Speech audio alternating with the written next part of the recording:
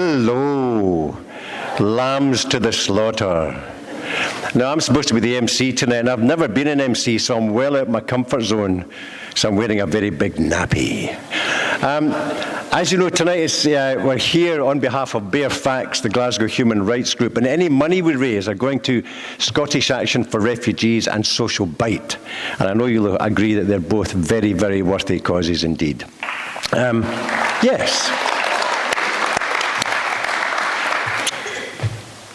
You know, folks, we live in a very fractured and unjust and increasingly violent world. And at the same time as that, we're destroying our planet faster than we can heal it. We're sucking and digging and blasting and poisoning and polluting the only home we have. We have millions of refugees, as you can see, flooding from those killing fields of the Middle East into Europe. We already have and will have millions of climate refugees. Our world is changing. And I look around it, I mean, a lot of you out there, you silver tops, you're kind of my generation. I mean, we really haven't made a very good job of this world, have we? And I look at it, and I'm ashamed of it. We haven't done well enough. And that's why in 2001, with a group of friends of mine, I set up a humanitarian organization called Spirit Aid, a celebration of human spirit, that indefatigable energy that keeps us alive and keeps us surviving. And over the years, as a small and very compact organization, I've been really proud of what we've achieved. And I run projects in Afghanistan and in Africa and Palestine and Scotland. And we have in Sri Lanka and in the past, and Kosovo and Guinea-Bissau. And currently, we work in Afghanistan. When I disagreed with the bombing in the tail end of 2001 after 9/11 happened, because we were told that a man with a very large beard sitting in a cave in the mountains of Afghanistan planned it all. If you believe that, well, you better take your blinkers off your eyes, because I think the truth is far darker and more complex than that. So I went to Afghanistan on a fact-finding mission, and I was appalled by what I saw. This was a couple of months after our bombing campaign. What the Russians had left of Afghanistan, we destroyed.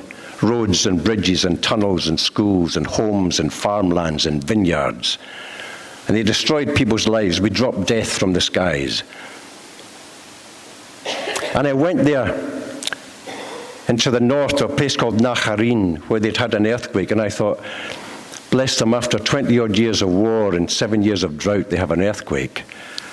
And I went there and I found that aid agencies had given them a bag of rice, and they'd given the kids tricycles. Tricycles in the middle of a war zone, a rubble-strewn war zone. So I asked them what they needed, and they said, we need medical services. So in the beginning, I came back to Scotland, and I managed to raise £10,000, went back to Afghanistan. And I hired Afghan doctors, midwives, nurses, and drivers and vehicles, and bought thousands of dollars worth of medicines. I went into the mountains. Now, 13 years down the line, 14 years down the line, we run 2 mobile clinics in the Hindu Kush Mountains.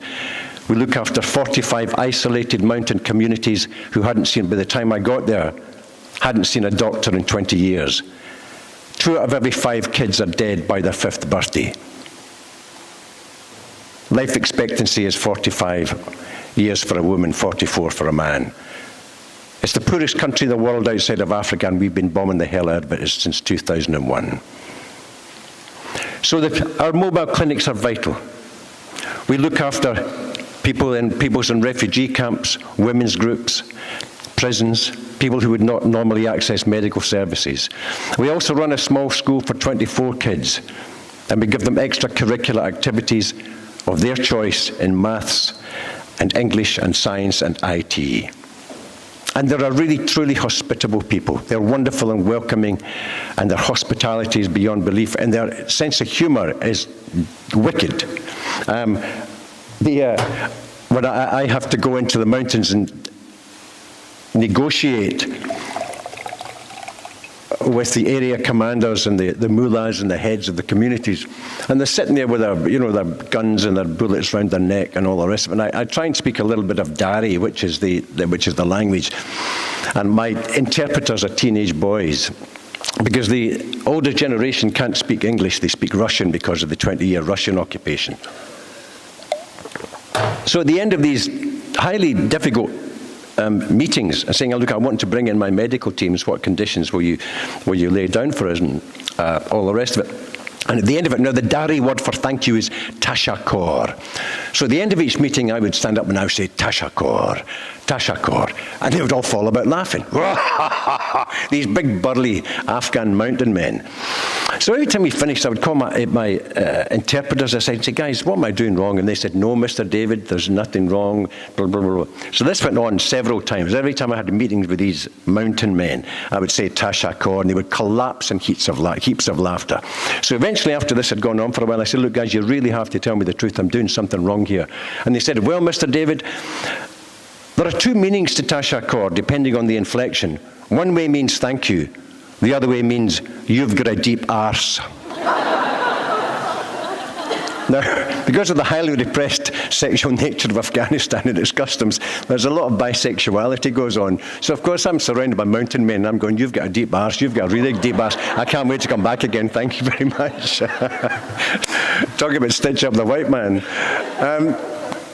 In Africa, in a place called Malondi, on the borders of Malawi and Mozambique, there's a community of 15,000 people. They're illiterate peasant farmers. There's no electricity. There's no sanitation. There's only water from hand pumps. If the rains come every year, they can grow their harvest of maize and they can feed their kids. If it doesn't come, they starve. Or as it came last year, the rains came and the rains came and the rains came, and it was floods. Washed away the crops, washed away 100 houses, and devastated the community. So I sat down. There are 10 villages in each, amongst the community, those 15,000 people. So I sat down with the chiefs of each village. 6 of them, by the way, are women, which is a great result. And I said, how can we help improve your natural and human resources? And they said, feed our kids. In Africa, primary school is compulsive, secondary school is not, and they have to pay school fees. Now, it may only be £6 a term, but for a community that's a barter community, that's impossible for them. They never have the money. So, secondary school kids, there's a bush high school in Malondi. So we started a feeding program. We started to feed the kids a lunch of maize and beans and vegetables. Once a week it was meat. The school roll went very, very quickly from 240 to 500 pupils. Within 3 years, the pass marks went from 12% to 96%. We now have had 11 graduates who are primary school teachers in the area. We have 3 health and welfare inspectors, 2 police officers, and 2 midwives. That's a fantastic success story. That costs £15 per child per year. It's beer money. Go and buy 3 drinks at the bar tonight and see how much change you get out of £15. The women came to me and said, David, we want to work. I said, what do you want to do? They said, we want to make industrial clothing and school uniforms using manual machines. So we purchased manual sewing machines, manual knitting machines. We paid for an instructor to spend 3 months in the community who trained the first 6 women, and they in turn trained the next 6 and the next 6. We now have 36 women who are self-sufficient, self-supporting, and they make school uniforms and industrial clothing and dresses for their kids, and they make a wage. They have their dignity back and their self-respect. They no longer need us. They say, thanks, David, and walk away. That's what I call a hand up, not a handout.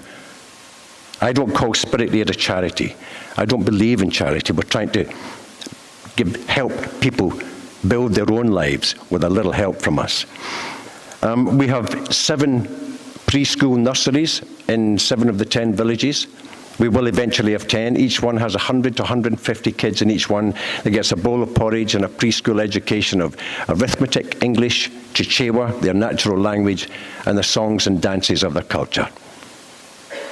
We rebore wells in the community. We've installed solar power into the high school, so kids can now be taught IT. We've taken in something like, I think, 5 computers. The kids are now IT literate. The head of education for Malawi, it's now the 2nd highest performing school in Malawi, and the head of education in the Malawian government was so astounded he had to pay a visit. How is this happening? Why is it happening? Oh dear, you're feeding them lunch. How simple. £15 per child per year. And what we want to do in Malawi is create a centre of excellence in the middle of the African bush, and we can walk away, Spirit Aid can walk away, and we'll go into partnership with another community. They make the choices. We provide the means and the wherewithal to make those choices a reality. In Palestine, I've got a friend who's a senior medic, he's an oncologist, and he travels every year to Palestine, and he gives training in oncology, and we pay for something like 36 trainee nurses to come from all over Palestine. We pay for their accommodation and their travel costs and their textbooks. We also brought last year a group of Palestinian nurses and psychologists to Glasgow, where they were welcomed in partnership with Sadie Docherty, the Lord Provost of Glasgow, to give them extracurricular training for 2 or 3 weeks at hospitals in Glasgow under the auspices of Glasgow Health Board. And we're now subsidising a young Palestinian nurse to go to Switzerland for further training. Just to give you an example of what Palestinians have to put up with, if a Palestinian and an Israeli came to Glasgow or Edinburgh to study for their doctorate, and they both had exactly the same degrees, exactly the same pass marks, they both went home as doctors, that Palestinian doctor could not sign a prescription without it being countersigned by the Israeli doctor. The conditions are appalling. In Scotland, we have an extraordinary Christmas appeal. Christmas, I think, is the most difficult time of year for children and young people, and our Spirit Aid is dedicated to children and young people. And, I think Christmas is the most horrible time of all, when we have something like 200,000 children in Scotland alone, 4 million in the United Kingdom, who live below the poverty line. Now, what that means is they don't get an ice cream. They don't get a birthday present. They don't get a Christmas present. They don't get taken to see Star Wars. They don't get to see a pantomime. There are no treats in their life. And they go to bed at night in unheated homes with nothing in their bellies. So every Christmas, we have a massive campaign. This year, with 2,500 children in Glasgow in the west of Scotland got a seriously substantial Christmas present. 400 families got those large blue IKEA bags full of a week's worth of food for a family of 4. We handed out goodie bags to the homeless with thermal hats, tops, thermal underwear, and nice little treats that they wouldn't normally get. We work with GAMH and SAMH, the medical health authorities. We work with the homeless and with women's aid groups. And I've walked into places to deliver. Remember Drumchapel, where I grew up. I remember the first time I had set up the Christmas appeal, walking into this woman's house, and she had 3 kids, bare floorboards, there was hardly a stick of furniture in there. And I handed over a week's worth of food to her and toys for the right sex and age of her kids. And she broke down in tears on my shoulder, crying and saying, "Thank God you came, son. If you hadn't come, we wouldn't have had a Christmas." And over her shoulder, I could see her kids jumping for joy as they ripped open their presents. It would bring a tear to a glass eye. We also have a filmmaking arm called Shooters. I wanted to use the best from my industry, film and television, to give young people a voice through the medium of film. And we make short films with disadvantaged young people and communities of people who wish to raise an issue about their lives, things that are impactful on their lives, things that are important to them. And we've made hundreds of short films with communities all over Scotland. And it's just wonderful to see a 15-year-old kid, and we encourage them to come up with the idea. They write the script, they work the camera, they record the sound. If a 15-year-old kid can direct a short movie at the age of 16, what can they not do when they're 25, 26? It opens up all sorts of opportunities to them and gives them a voice. Young people are our future. I'm looking at the silver tops out there. We won't be here forever, but our children and our grandchildren will be. And if you look at what we're doing to our earth, the only home that we have, if you listen to scientists who are not in the pay of governments or corporations or the military, they've all been agreeing for a very, very long time that the current rate of depletion of our fragile resources on this earth, we face the extinction of life as we know it within 2 generations. What's that? 40 years? Most 50? I won't be here. Most of you won't. But my 3 sons will. And my grandchildren will. So what's the legacy we're going to leave behind? And there's a wonderful Sioux Nation proverb. I adore Native American First Nation philosophy. And they say, we do not inherit the earth from our ancestors.